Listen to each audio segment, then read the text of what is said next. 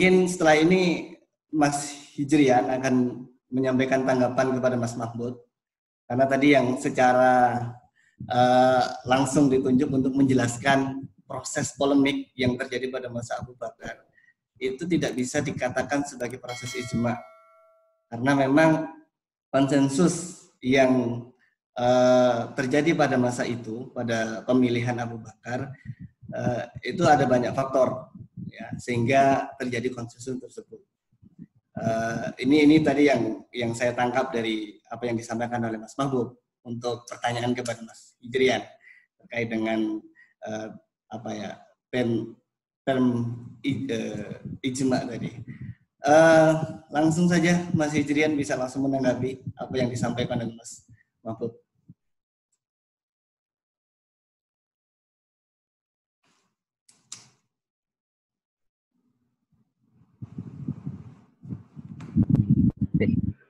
Terima kasih Gus Zafir atas kesempatannya, dan juga terima kasih kepada Mas Mahbub yang sudah bersedia menanggapi dengan kritik terhadap ijma tadi itu menggunakan pembacaannya Adonis. Menurut saya menarik. Jadi kalau jika di awal saya tadi mengatakan bahwasanya peristiwa pembahasan Abu Bakar berdasarkan perspektif Jabiri misalnya itu merupakan nalar kreator bagi konsep ijma dalam struktur ilmu hukum Islam, jadi dikritik oleh Mas Mahbub menggunakan pembacaannya Adonis bahwasanya itu adalah pemaksaan jamaah. Itu menarik. Saya pernah membaca buku yang sama juga di Atsabit wal Mutahawil. Adonis ini menarik. Dia mengatakan bahwasanya Imam Syafi'i itu tidak menghasilkan pengetahuan baru bagi Adonis. Karena apa? Karena Imam Syafi'i berupaya menarik kembali pengetahuan realita masa kini ke konteks keagamaan masa lampau, yaitu menggunakan kias. Itu bagi Adonis. Jadi Adonis ini menarik. Saya akan melakukan semacam counter balik terhadap Adonis, tentu harus dengan tokoh yang seimbang. Saya akan menggunakan pembacaannya Profesor Dr. Hasan Ibrahim. Dia mantan profesor di Cairo University. Dia pernah menjabat sebagai rektor di Universitas Asyuyut Mesir. Dia juga pernah mendapat gelar akademik dari London. Dia dosen terbang di American University sekaligus Pennsylvania di Los Angeles. Dalam bukunya Islamic History and Culture, Profesor Hasan Ibrahim ini melihat bahwasanya proses pembaiatan Abu Bakar itu merupakan peristiwa demokratis dari Nabi kepada para sahabatnya. Karena apa? Karena Nabi tidak menentukan, tidak menyebutkan, bahkan tidak mewajibkan umatnya langsung memilih Abu Bakar. Itu yang pertama. Kemudian yang kedua, pembacaan bahwasanya Abu Bakar sebagai teman perjuangan awal dari kaum muhajirin sekaligus Ansor sebagai pembela pertama dari kacamatanya Mas Malgub itu sah-sah saja. Karena di situ nanti akan terjadi, masih dalam pembacaannya Hasan Ibrahim, terjadi apa yang disebut dengan istilahnya apa ya, mencari siapa yang paling memiliki kapabilitas untuk memimpin umat Islam saat itu. Semua tokoh yang diajukan tentu memiliki keunggulan masing-masing. Itu wajar-wajar saja. Sebagaimana kita memilih pemimpin kita hari ini itu memiliki keunggulan masing-masing. Istilahnya dia akan kampanye dengan programnya masing-masing, dengan pengalaman kerjanya masing-masing. Dan ketika itu nanti salah satu dari mereka sudah dipilih, itu menjadi aklamasi. Nah, aklamasi di situ tidak bisa disebut sebagai sebuah keterpaksaan jamaah. Karena apa? Karena di sana menurut Hasan Ibrahim sudah berlaku apa yang disebut dengan syuro. Artinya ada satu majelis, ada diisi oleh beberapa orang yang mewakili sahabat muhajirin sekaligus mewakili sahabat Ansor. Dengan demikian, untuk mengcounter pembacaan Adonis bahwasana ijma merupakan pemaksaan terhadap satu jamaah atau golongan tertentu, menggunakan perspektifnya Hasan Ibrahim itu akan mentah. Artinya apa? Ya, tidak bisa kita amini begitu saja. Ada literatur pembanding yang mengatakan bahwasanya di sana, sebagaimana ginilah, dan itu sudah disampaikan oleh Mas Bustan. Artinya apa? Pemilihan Abu Bakar, kemudian dibaiat menjadi khalifah, Konfusius hadir pertama kali setelah pasca Nabi Muhammad wafat itu bukan sembarangan. Nah, kira-kira seperti itu, Gus David. Terima kasih.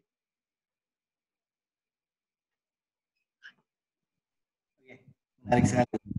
Oke, mungkin giliran selanjutnya, Mas Izzuddin. Tadi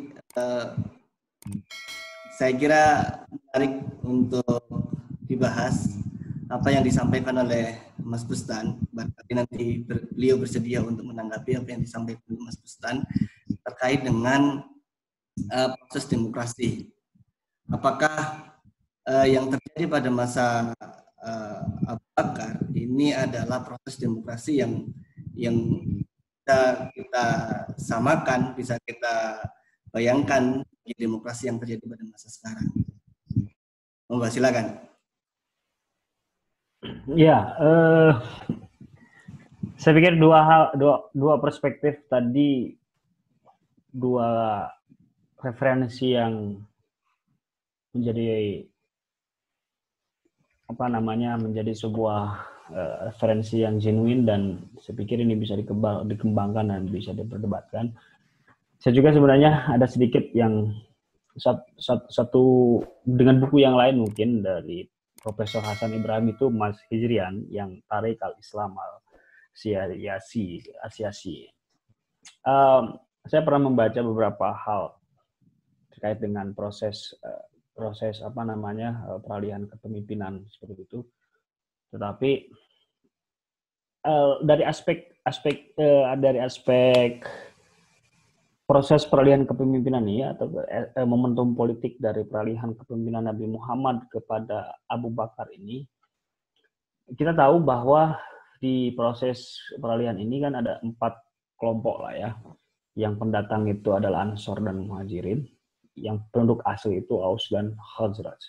Nah, yang menarik adalah saya ingin bertanya juga kepada teman-teman. Nah, bisa perspektifnya nanti ijma yang disampaikan oleh Mas Hijrian atau dalam proses pemaksaan yang disampaikan oleh Pak Dr. Mahbub gitu ya. So, yang pertama misalnya dalam proses ijma. Nah, pertanyaannya adalah apakah betul semua kelompok-kelompok Islam ini yang ada di Madinah proses peralihan itu betul-betul sepakat, kira-kira begitu. Itu yang pertama. Ini menarik, ya kan? Apa yang disampaikan oleh Adonis, karena itu adalah sebuah pemaksaan. Itu perlu dikonfirmasi dan diklarifikasi lagi. Nah, yang kedua yang ingin saya tanyakan juga ke Pak Dr. Mahbub itu. Nah, jikalau memang sebuah pemaksaan yang disampaikan oleh salah satunya adalah Adonis begitu. Walaupun tadi dibantah oleh Mas Hijrian begitu ya. Itu sebuah proses demokratisasi yang seyogianya Nabi itu sudah tidak memberikan sebuah keturunan ataupun tawaran baru begitu terkait dengan proses kepemimpinan dalam Islam. Itu diserahkan secara otomatis siapa saja yang mau melanjutkan proses kepemimpinan. Bukan kepemimpinan dalam proses kepemimpinan spiritualitas gitu ya, karena wahyu sudah tidak lagi diturunkan. Tadi menarik yang disampaikan oleh Pak Mahbub itu tentang otoritas spiritualitas itu. Nah, yang pertanyaan saya adalah di mana sebetulnya ketika pasca Nabi Muhammad selesai, kita tahu bahwa Abu Bakar itu adalah bagian dari Amirul Mukminin gitu. Spiritualitasnya itu apakah masih memiliki pegangan otoritas spiritualitas seperti yang Allah turunkan kepada Nabi Muhammad melalui Jibril seperti itu untuk menjaga orang-orang yang sudah menjadi Islam agar tetap mereka juga tetap menjadi Islam. Walaupun dalam perjalanannya kita tahu bahwa Abu Bakar ini melakukan ekspansi ekspansi besar-besaran dalam proses penyebaran Islam. Bagi saya, dalam hal aspek ekspansi ini sebetulnya aspek kegagalan. Mengapa saya katakan aspek kegagalan? Karena Islam ini kan kontradiksi dengan apa yang Constitution of Medina, kira-kira begitu. Kita belajar tentang apa namanya kemajemukan, kita belajar juga tentang pluralisme yang ada di Madinah. Tetapi karena otoritas spiritualitasnya itu sudah hilang, kira-kira begitu. Lalu untuk menjaga sebuah eksistensi Islam itu agar eksis sebagai agama, juga sebagai sistem pemerintahan, dan juga sebagai sistem value moralitas di masyarakat, ini perlu dijaga, kira-kira begitu. Nah, untuk menjaga itu, kan kelompok-kelompok di luar Islam itu kan masih juga membayang-bayangi. Contohnya, misalnya perlu kita diskusikan lagi, saya pikir, terkait dengan bagaimana kaum Romawi ketika atau kerajaan Romawi begitu, ketika Nabi wafat memandang proses peralihan Islam ini, termasuk mungkin kelompok-kelompok Yahudi yang proses keperalihan ini memandang kehadiran Amirul Mukminin yang baru. Atau jangan-jangan dalam proses peralihan ini ada momentum yang tepat untuk melakukan sebuah ekspansi spiritualitas itu dalam hal misalnya mengobok-obok kepercayaan masyarakat Muslim yang sudah mantap memeluk Islam, lalu karena Islam itu tidak stabil, lalu mereka mengobok-obok ke dalam sebuah sistem sistem keislaman yang baru. Nah, apa yang disampaikan tadi oleh Mas Bustan, misalnya seperti itu, saya juga ini perlu dipenjelaskan kembali oleh Mas Bustan, gitu ya, terkait dengan proses ketatanegaraan. Kalau dalam Islam itu kan ada yang namanya siasah dusturiyah, gitu kan, tentang ketatanegaraan itu.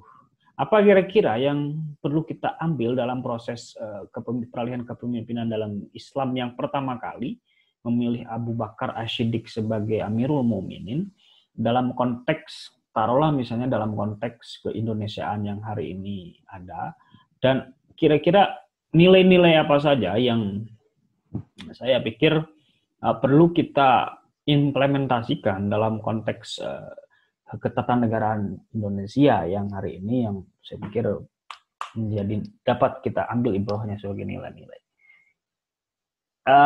Itu kira-kira. Oke, terima kasih Mas Izzuddin. Langsung saja, monggo ditanggapi Mas Mahbub. Tadi terkait mungkin awal saya ada beberapa poin ya terkait dengan ekspansi tadi yang saya kira penting untuk dibedah lebih dalam. Tadi di awal di pengantar Mas Izzuddin menyampaikan bahwa salah satu keberhasilan Abu Bakar adalah melakukan ekspansi. Ada beberapa tadi melakukan ekspansi, pembentukan Baitul Mal dan lain sebagainya tadi. Dan ini akan bertolak belakang dengan apa yang disampaikan oleh Mas Mahbub. Ketika tadi mengatakan bahwa di dalam internal awal-awal pemerintahan Abu Bakar ini masih terdapat banyak sekali kekurangan, baik finansial dan lain sebagainya. Nah, apakah kira-kira apa yang ada di balik fenomena ekspansi yang dilakukan oleh Abu Bakar, padahal di dalam internal pemerintahan Abu Bakar sendiri masih terdapat banyak kekurangan. Monggo.